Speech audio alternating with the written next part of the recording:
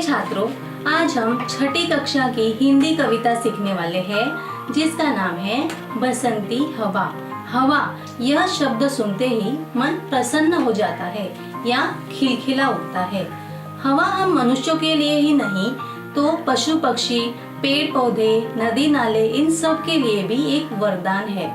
इसीलिए हम हवा को प्राणवायु भी कहते हैं। बसंती हवा इस कविता के कवि है केदारनाथ अग्रवाल। चलिए उनका परिचय देखते हैं। केदारनाथ अग्रवाल जी का जन्म 1 अप्रैल 1911 को हुआ था और उनकी मृत्यु 22 जून 2000 को हुई थी। उनकी रचनाएं हैं देश देश की कविताएं, अपूर्वा, आग का आईना, पंख और पतवार, पुष्पदीप आदि। उनका परिचय, आप छायावादी युग के प्रगतिशील कवि माने जाते हैं। छायावादी युग यानी प्रकृति के भीतर छिपे रहस्य के साथ साथ हिंदी साहित्य के रोमांटिक उगम की काव्यधारा है। तो आइए देखते हैं कविता बसंती हवा। कविता का भावार्थ सीखने से पहले मैं कविता का गायन करूंगी, आपको ध्यान पूर्वक सुनना है। हवा हूँ हवा में बसंती हवा हूँ, सुनो बात मेरी अनोखी हवा हूँ। बड़ी बावली हूँ, बड़ी मस्त मौला, नहीं कुछ फिक्र है, बड़ी ही निडर हूँ। जिधर चाहती हूँ उधर घूमती हूँ, मुसाफिर अजब हूँ।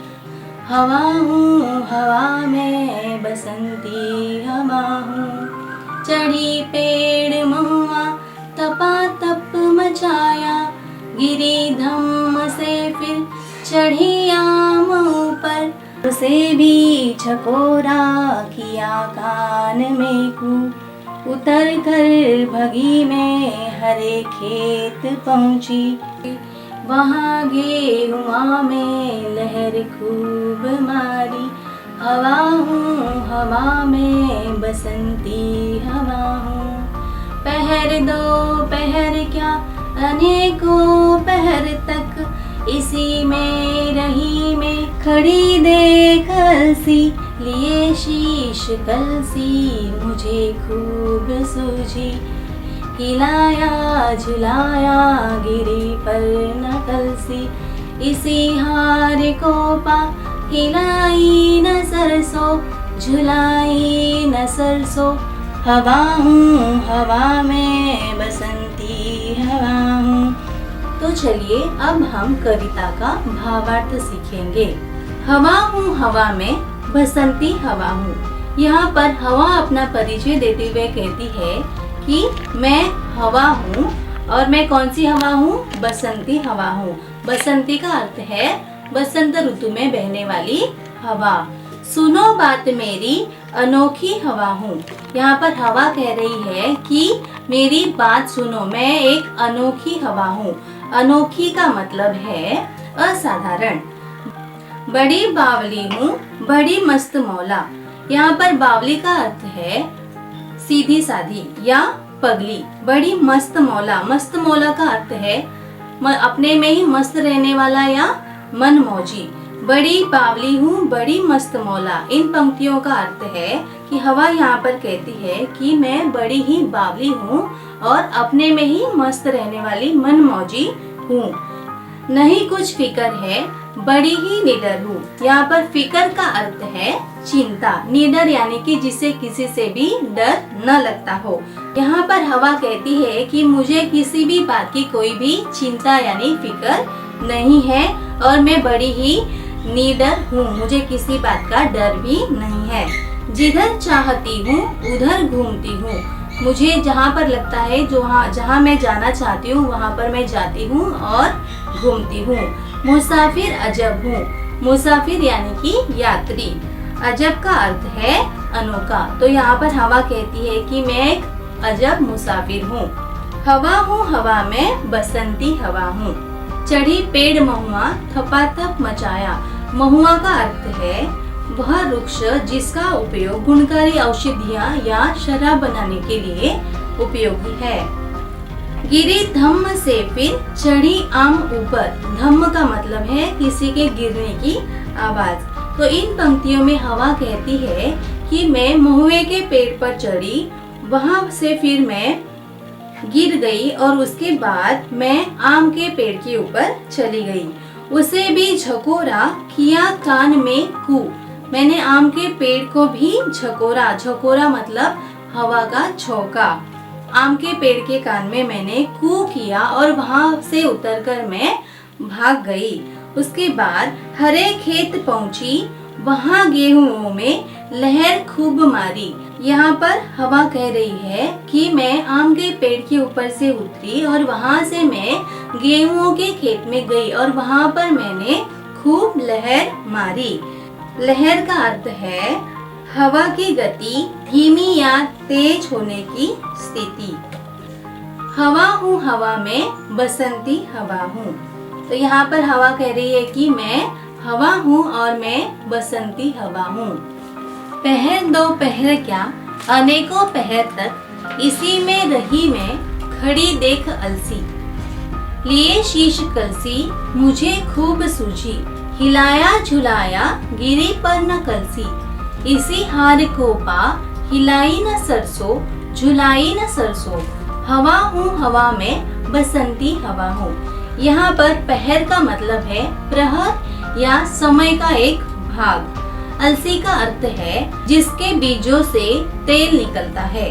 कलसी का अर्थ है छोटा घड़ा और शीश यानी कि सिर। तो इन पंक्तियों का अर्थ है अपनी मस्ती में मग्न हवा देर तक गेहूं के खेत में डोलती रही। पास ही अलसी के पौधे खड़े थे। उनकी फुनगियों पर गोल गोल फल लगे हुए थे जो कलसी जैसे लग रहे हैं। यहाँ फुनगी का अर्थ है किसी वृक्ष की शाखा या डाल का सबसे ऊपरी छोरा वाला हिस्सा। उसे देख हवा को शरारत यानी मस्ती सूझी और उसने उसे बहुत हिलाया डुलाया। इतना करने पर भी अलसी के सिर की कलसी नहीं गिरी। अपनी इस हार से निराश होकर उसने सरसों के खेत में जरा भी मस्ती नहीं की। उसने सरसों के पौधों को ना ही हिलाया और ना ही झुलाया। इन पंक्तियों में कवि कहते हैं कि कभी कभार जीवन में किसी हार से हम इतने दुखी हो जाते हैं कि हर लक्ष्य यानी कि उद्देश्य कठिन लगने लगता है। हम निराश होने के कारण सरल कार्यों को भी ठीक से नहीं कर पाते हैं और उसमें भी असफल होने का भय लगा रहता है। एक शिक्षिका के तौर पर मेरी व्यक्तिगत राय यह है कि भले ही हमारे जीवन में कोई भी कठिनाइयां आए, हमें हार नहीं माननी चाहिए। हमें मेहनत करनी चाहिए और अच्छे सोच विचार से हमें हमारा जीवन सुंदर और सफल बनाना चाहिए। शुक्रिया। इस कविता पर आधारित प्रश्न इस प्रकार पूछे जा सकते हैं। प्रश्न 1, रिक्त स्थानों की पूर्ति कीजिए। उसमें पहला प्रश्न है नहीं कुछ फिक्र है, इसमें फिक्र यह उत्तर है।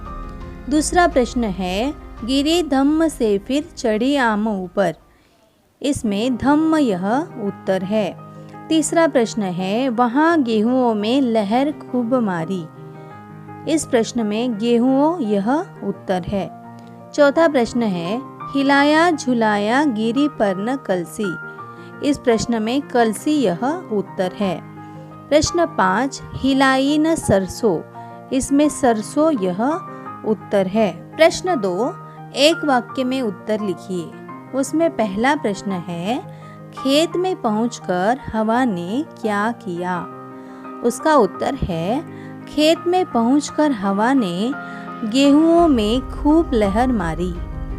प्रश्न 2 हवा खेत में कब तक रही, उसका उत्तर है हवा खेत में अनेक पहर तक रही।